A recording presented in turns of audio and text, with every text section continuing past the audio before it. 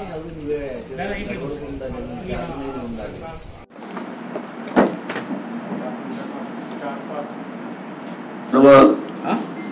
आदरणीय ज्येष्ठ श्रेष्ठ आंबेडकरी चळवळीतील अनुभवी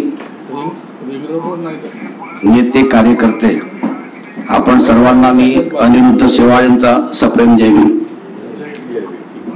आज आपण या ठिकाणी फार महत्त्वाच्या विषयावरती जमलेलो आहोत आणि आपण विनंतीस मान देऊन सर्व उपस्थित झालात म्हणून सर्वप्रथम आपले शब्दशः मी स्वागत करीत आहोत. मी प्रथमतः या चळवळीमध्ये राजकीय क्षेत्रामध्ये नवीन व्यक्ती आहोत, पण पदावर काम केल्यामुळे अनुभवी आहोत, थोडासा जास्त नाही. आणि त्यामुळे आपण माझ्यापेक्षा जास्त अनुभवी आणि वयाने सुद्धा जास्त अनुभवी आहात. त्या कारणास्तव आज आपल्या या चर्चेसाठी या मीटिंगमध्ये सर्वप्रथम अध्यक्षपद म्हणून आदरणीय आपले निमंत्रक, आयोजक, संयोजक अरुणजी गाडे सर हे अध्यक्षपद स्वीकारतील अशी मी त्यांना विनंती करतो. आणि या पुढील आपण ज्या विषयासाठी या ठिकाणी आज उपस्थित झालो त्या विषयावरती सर्व आपापलं मत आणि चर्चा आपण यानंतर आता आयोजित करणार आहोत. त्याविषयी सर्व प्रास्ताविक अध्यक्षाच्या मते अध्यक्ष साहेब या ठिकाणी सादर करतील अशी मी त्यांना विनंती करतो. तथागत भगवान बुद्ध, परमपूज्य डॉक्टर बाबासाहेब आंबेडकर यांना प्रथम अभिवादन करतो. आजच्या या सभेला आंबेडकरी चळवळीतील आणि रिपब्लिकन चळवळीतील ज्येष्ठ नेते आदरणीय विनायकराव जामगाडे सर उपस्थित झालेले आहेत. ज्येष्ठ असलेले आदरणीय मुंग साहेब, जनार्दन मुंग साहेब, रिपब्लिकन चळवळीमध्ये ज्यांची पूर्ण हयात गेली ते माननीय घनश्यामजी कुशे साहेब, प्रसिद्ध आंबेडकरी प्रबोधनकार ज्यांनी आता आपल्या भूमिका सांगितली, अनिरुद्ध शेवाळे साहेब, आदिवासी एम्प्लॉईज फेडरेशनचे ऑल इंडिया माननीय प्राध्यापक मधुकर विखे साहेब, राष्ट्रीय ओबीसी महासंघाचे माननीय प्राध्यापक रमेश पिसे सर, ते प्राध्यापक रमेश पिसे सर, रिपब्लिकनचे संजय पाटील साहेब, रिपब्लिकनचे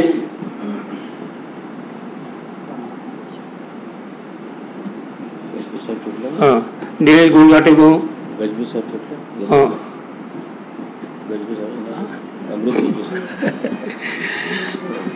ज्यांची पूर्ण हयात रिपब्लिकन चळवळीला त्यांनी वाहिली त्या आमचे आदरणीय अमृतजी गजबे साहेब, मदामेजी, विश्वास पाटीलजी, डेंगरेजी,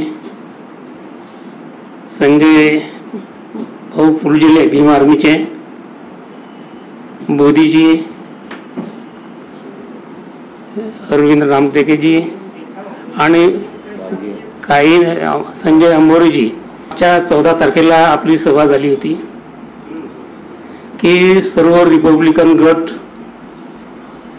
पुरोगामी विचाराचे राजकीय पक्ष, सामाजिक संघटना यांना एकत्र घेऊन या देशातलं आजचं जे राजकीय, सामाजिक, शैक्षणिक वातावरण आहे या विरोधात पुढे येण्यासाठी, तसेच ही एकजूट कायम ठेवून येणाऱ्या निवडणुकामध्ये काय शक्यता आहे त्याबाबत काय प्रयत्न करता येईल याबाबत आपली बैठक संपन्न झाली होती. बाबासाहेबांनी 3 ऑक्टोबर 1957 रिपब्लिकन पक्षाची स्थापना केली होती. आपल्याला सर्वांना माहिती आहे. रिपब्लिकन पक्षाची स्थापना केल्यानंतर या बाबासाहेबांचं दुःखद निधन झालं, महापरिनिर्वाण झालं आहे. त्यानंतर त्यांच्या पत्राच्या आधारे जे रिपब्लिकन पक्षाची स्थापना झाली होती ती अवघ्या 1 वर्षामध्ये रिपब्लिकन पक्ष दुभंगला. दुभंगण्याची कारणं आपल्याला सर्वांना माहीत आहे की आपल्यामध्ये बाबासाहेबांनी 14 ऑक्टोबर 1956ला धम्म दिला, परंतु धम्माचं अनुकरण आपण कधीही केलेलं नाही. आपल्यामध्ये अहंकार हा इतका मोठा असल्यामुळे मग मी मोठा की तो मोठा, मी का लहानपण घेऊ, ही जी भावना होती आणि ही भावना कारणीभूत ठरलेली आहे. त्यामध्ये त्यावेळी प्रत्येक नेत्यामध्ये तो अहंकार होता आणि दुभंगत गेले, ऐक्य होत गेलं. रिपब्लिकन चळवळीचं हेच आहे की ऐक्य घडवणे तुटणे, ऐक्य घडवणे तुटणे. परंतु रिपब्लिकन पक्षाचा जो संघर्ष आहे हा ऐतिहासिक आहे. रिपब्लिकन पक्षाची जी वाटचाल होती ती सुवर्ण अक्षरामध्ये लिहिण्यासारखी आहे. कारण शेड्यूल कास्ट फेडरेशन नंतर बाबासाहेबांनी सर्वसमावेशक असा रिपब्लिकन पक्ष देताना समता, बंधुत्व, न्याय या आधारित हा पक्ष आहे. वंचित शोषितांना न्याय मिळवून देण्यासाठी हा पक्ष आहे. परंतु तो कालांतराने फक्त महारांचा, बौद्धांचाच पक्ष अशा प्रकारची त्याची गणना होऊ लागली. त्याला जबाबदार तुम्ही आम्ही, नेते तर आहेतच आहे पण तुम्ही आम्ही सुद्धा आहोत. म्हणून आता ऐतिहासिक वारसा असणारा जो 2nd नंबरचा पक्ष त्या काळामध्ये होता, अनेक खासदार निवडून आलेले होते, एक वचक होता, भूमिहीनाच्या सत्याग्रहामध्ये इथली जेल्स कमी पडली होती, अशा प्रकारचा हा रिपब्लिकनचा संघर्ष आहे. असं असताना आज त्या रिपब्लिकनची वाताहत झालेली आहे. दररोज कोणीतरी उठतं, एखादा पक्ष काढतो, 51 तुकडे झाले, 52 तुकडा एक त्याला जोडल्या गेत आहेत. पण आमचं असं म्हणणं आहे की तुकड्यात विभागलेल्या ह्या सगळ्या तुकड्यांना आपण काय एकत्र करू शकत नाही. आपण, मला असं वाटतंय की मी मोठा नाही आहे, तुम्ही लहान नाही, आपण सर्व एक आहोत, ही भावना घेऊन जायची आहे. कोणीला समजत नसेल, कोणाला वाटत असेल का मी मोठा, हो बाबा आम्ही विनंती करतो तुम्ही या, आपण आता तरी एक लढूया, एक होऊया. कारण एक नाही झालो तर पुढची गुलामी तुमच्या समोर आहे. आता येऊ घातलेला जो जनसुरक्षा कायदा आहे तो अतिशय भयावह आहे. वारंवार सांगितलं गेलं आपण की तो कायदा फक्त मुस्लिम आणि बौद्धांच्या विरोधात त्याचा जास्त दुरुपयोग होणार आहे. कारण सर्वात जास्त संघर्ष करणारी जर हे असतील, संघटना असतील तर त्या आंबेडकराईट संघटना आहे. आता त्यामध्ये काही ओबीसी संघटना ज्या आक्रमक होत आहेत त्यांच्या विरुद्ध त्याचा वापर होणार. कारण सर्वात जास्त अन्याय ओबीसी होत आहे. कारण ओबीसीचं आरक्षण असो का ओबीसीचं कुठल्या जातनीय जनगणना असो अजिबात ऐकत नाही आणि ओबीसीमध्ये भांडण लावण्याचे प्रयत्न केले जातात. तर ह्या सर्व समूह आपण म्हणतो की ओबीसीला का सोबत घेऊन, ओबीसीला सोबत घ्यायचं आहे ना. तुम्ही 70% नाही पण 10% जरी परिवर्तित झालेले ओबीसी जर तुमच्यासोबत आले आणि त्यांना आपण जर समजून घेतलं, आपल्या बरोबर घेतलं, वावं काहीच नाही आहे.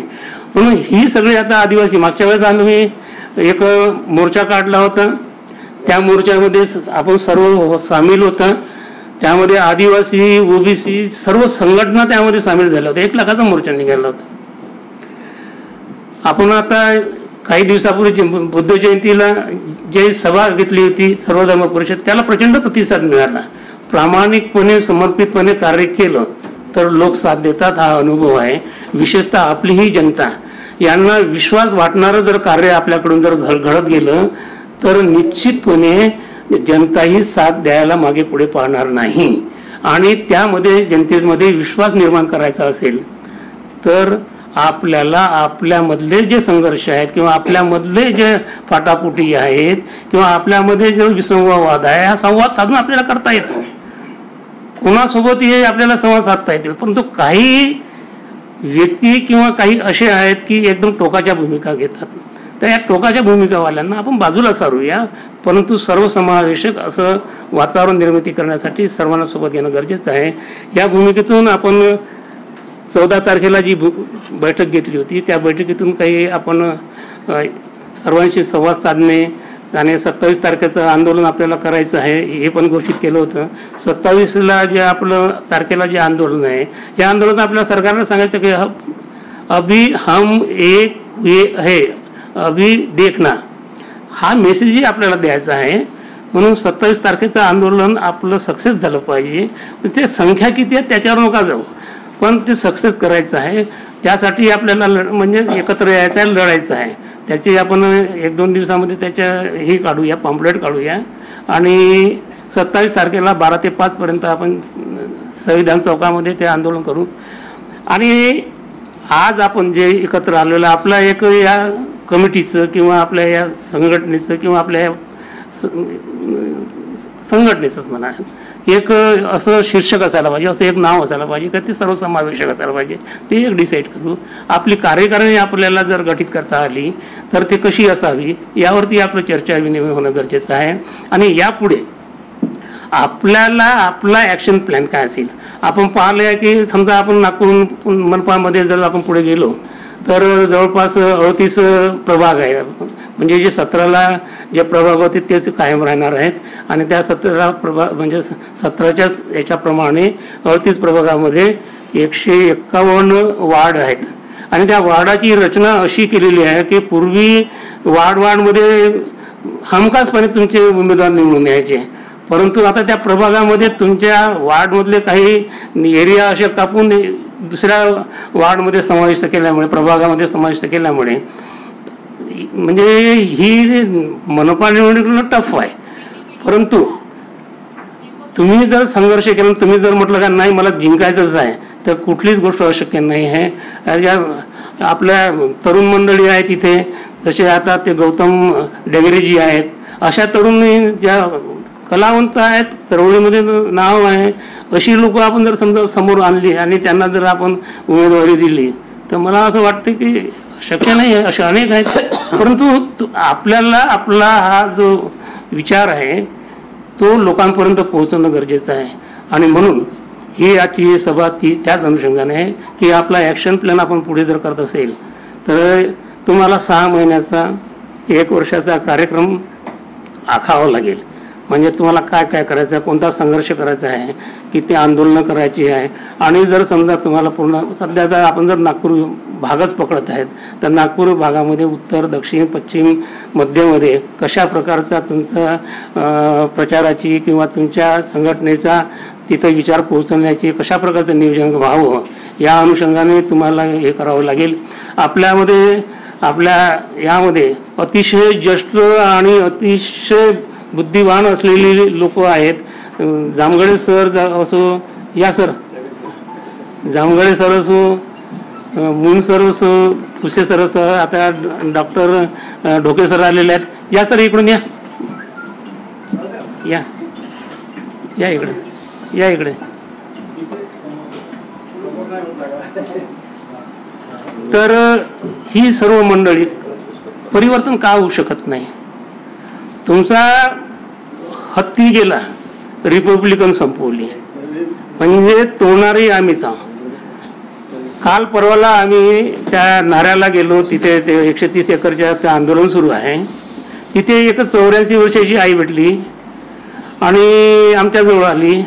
दादा काही करा म्हणे, आमचा हत्ती बाबासाहेबांनी आम्हाला हत्ती दिला होता, रिपब्लिकन दिलं होतं, अजूनही वेदना होतात म्हणे रिपब्लिकनचे, हे तुकडे झालेले रिपब्लिकन पक्षाची वाताहत झालेली, आम्हाला म्हणे तुम्ही रिपब्लिकन जिवंत करून द्या. अरे ताई म्हटलं, आई म्हटलं, आम्ही जिवंत करून कोणा देणार. तुमच्या लोकांची सगळ्यांची साथ भेटली आणि सर्व जर तुमच्यासारखे सर्व मताचे जर लोक जर झाले तर म्हटलं जिवंत व्हायला काही हरकत नाही आहे. आणि एक धारणा ही आहे सवडा की रिपब्लिकन हा कोण बौद्धाचा नाही, हा सर्व समावेशात, तो ओबीसीचा आहे, तो SC STचा आहे, तो सर्वांचाच आहे रिपब्लिकन. परंतु त्याची गलत धारणा केली. आपला त्याला रिपरिचित करायचा, रिकन्स्ट्रक्ट करायचं असेल तर आपल्याला हा विचार आपल्याला महत्त्वाचा तो लोकांपर्यंत पोहोचणं गरजेचं आहे. त्या अनुषंगानाची ही बैठक आहे. तर आपण सर्वांच्या संवेदना म्हणा, मनोगत म्हणा आपण व्यक्त करावे यापुढे, अशी मी अपेक्षा करतो.